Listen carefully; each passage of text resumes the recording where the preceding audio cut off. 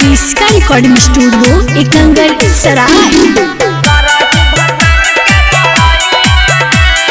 Presented by क्रिस्का films. आगे कैसे कराला कोहल साइया गे, कैसे कराला कोहल साइया गे, जे करही भतार के बड़ाइया गे, करही भतार के बड़ाइया गे।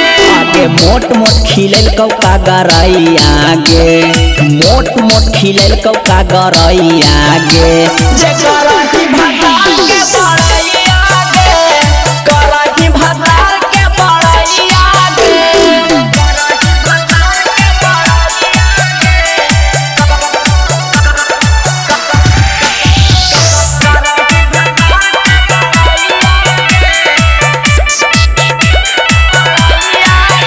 आगे कौन चीज भतारा खिलाई दिल को तोरा जे गबहियो करे गोना गे, ओकर बड़ाई करके हमर जरल दिल पर छिपही छौड़ी नोना गे।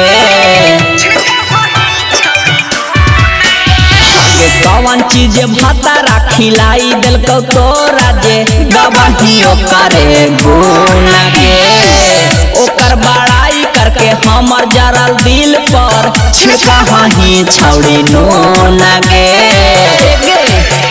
आगे यारावा के करी के बुराइया गे, यारावा के करी के बुराइया गे, करही भतार के बड़ाइया गे, करही भतार के बड़ाइया गे।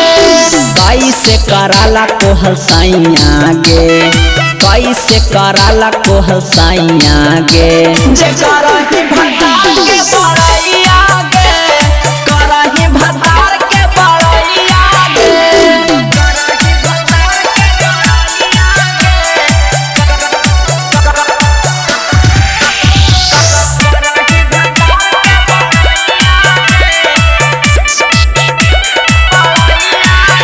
आगे गे नहीं भुलाई सब हमर कैल धैले, ओरा से हालू का हम काम गे, रखले हो साबुत अभी राजा राउ सनमा, देले हालू हम जवान गे। क्रिस्का रिकॉर्डिंग स्टूडियो एकंगर सराय।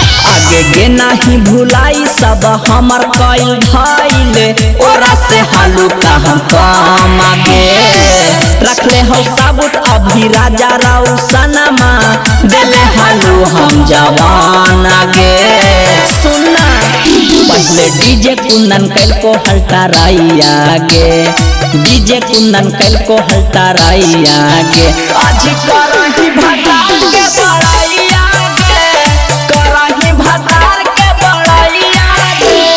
कैसे कराला कोहल साइया गे, कैसे कराला कोहल साइया गे, जे करही भतार के बड़ाइया गे, करही भतार के बड़ाइया गे।